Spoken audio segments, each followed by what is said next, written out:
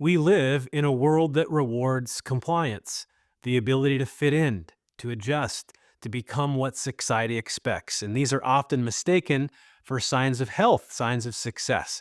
But Krishnamurti reminded us it's no measure of health to be well adjusted to a profoundly sick society. So if society itself is unhealthy, built on competition and materialism and superficial success, then what good is adjusting to it?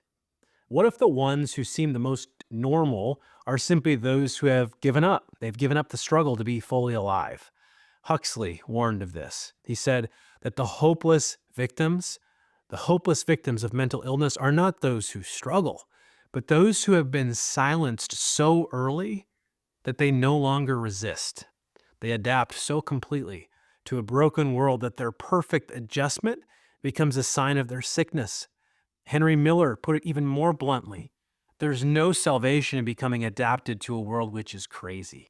And yet, so much of what we are taught pushes us forward to this kind of adaptation, to conform, to accept to what is, to keep our heads down, to fit in. But what if instead we chose self respect over compliance and acceptance? Now, Shoghi Effendi urged us not to compromise our values, just to align with the standards of the world.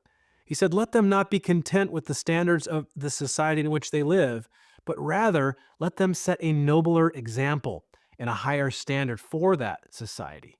Because when we prioritize self respect, we make a different kind of impact.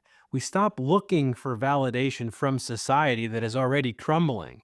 And instead, we clarify our principles, we define our own successes, and we lead by example.